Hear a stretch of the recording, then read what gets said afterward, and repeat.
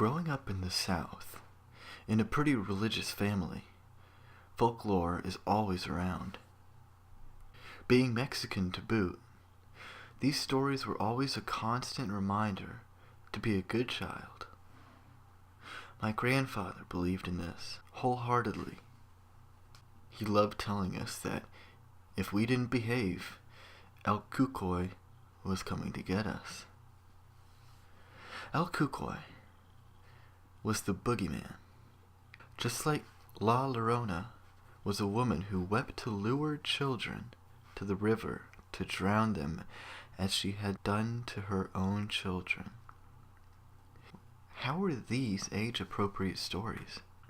My grandfather insisted that he saw La Lechuza, a witch turned into a large white owl, roaming in the backyard once.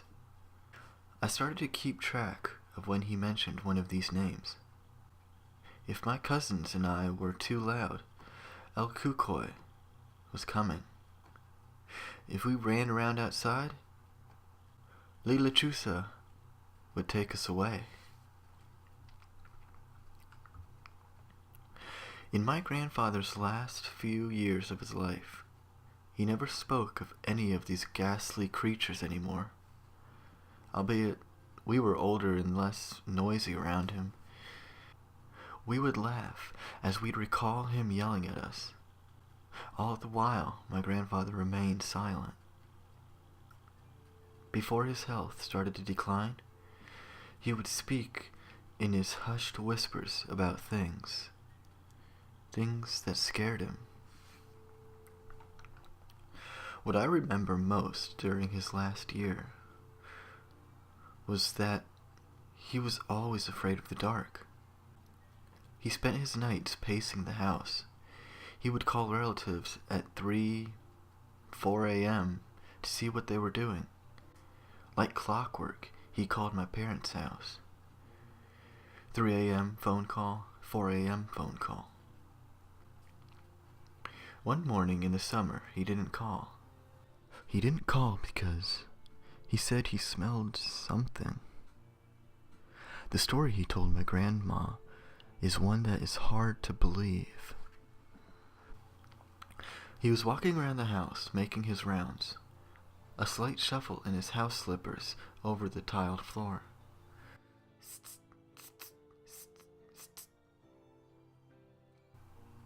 He never really picked up his feet. He was moving from the kitchen dining area to the front living room. Sometimes when the street light is on, you can see the street from one side of his yard to the other. Cars lining the streets in front of houses where people were sleeping. All but one person, or so he thought. He heard something he wasn't sure of. Was it talking or mumbling? Maybe it was humming? No one should be awake at this hour. My grandfather shuffled to the front door. That's when he saw her.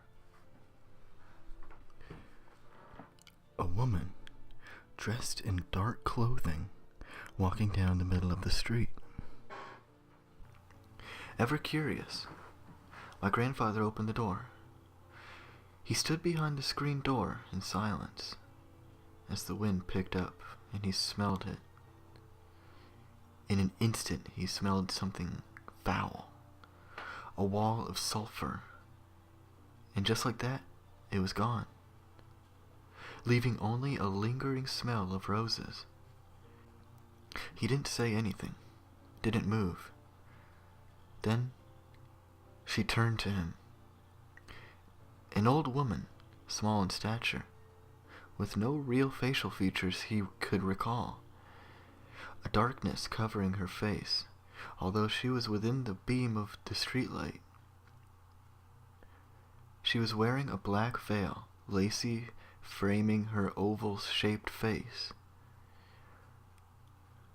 She looked right at him as she tried to get near, her feet shuffling towards the edge of his driveway.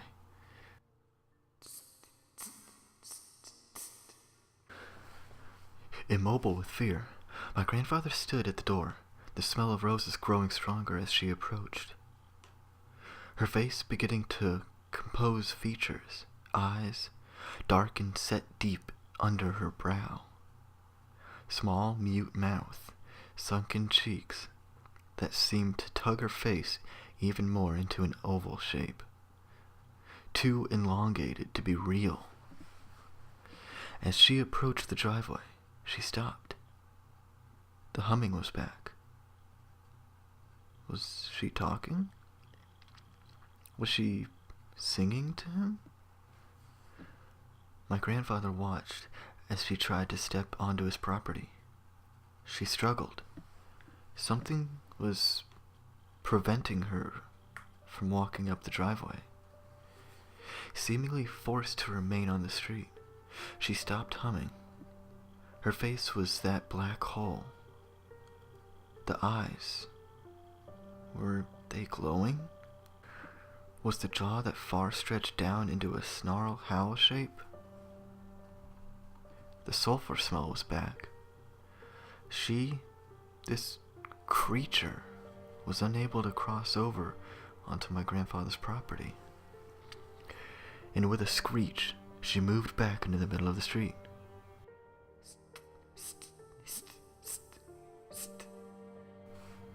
This creature began its humming down the street, seeming to vanish into the darkness that went beyond where the light street could reach. This went on every early morning for several weeks. My grandfather never told a soul the first few nights. Who would believe him that he saw the devil in the street at 3 a.m.? The sulfur rose smell lingering in his nostrils so much that he began to overly use his nasal spray. He used these menthol inhalers, one every month, after his visitor's appearance. He was using one a week until he was placed into ICU on his deathbed. That holiday season, my aunt saw a woman walking the streets at night when she went to the kitchen for water. She heard a song she didn't understand with the smell of roses. When she approached the door, the woman stood at the driveway, and sulfur stained the air. My aunt was too afraid to get any closer to the door, and went back to her bedroom. February of 2009, my grandfather laid with monitors hooked up to him, delirious from pain medications and his body deteriorating. He began to say he could smell the devil's perfume. He was adamant of that rosy sulfur smell in the air, that she went roaming the streets, singing to people to take, sings to them to walk out of their homes.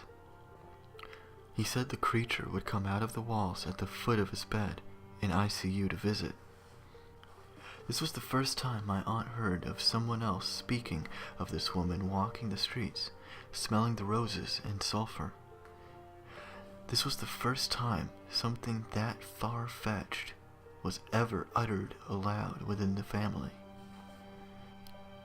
Everything was always some folklore story, but this happened to 2 different family members. March of 2009, my grandfather passed away. I had to fly in, thinking I wasn't able to say goodbye, but he held on for me. When I heard the stories of the devil in disguise, I shrugged it off with a smirk. Oh right, like that really happened. No, it's real. I saw it. My aunt loved to exaggerate, but the look in her eyes made me skeptical. That night, as if I was there, I could smell the roses, the sulfur. I saw this small, frail woman walking the streets under the streetlight. When she turned to me in my dream, her face was a black void. At my grandfather's funeral, the priest spoke of life, and how in death we're reunited with our loved ones and are at peace. I couldn't shake that feeling of my dream. At the cemetery, by a crooked mesquite tree off in the distance, there was a woman, small in stature, skinny. Where were her feet? Was she looking at me? How? I couldn't see her face. It was broad daylight and I couldn't see her face. I smelled roses. The wind whipped up and it was warm. And briefly, I smelled sulfur. There was nothing around but empty fields. Where was this sulfur smell coming from? I looked around and then back at the tree. But she was gone, as was the smell. Every now and then, I hear a sound, like shuffling feet. And I smell roses. If I close my eyes, I can see the small figure in black. I open my eyes before she looks at me.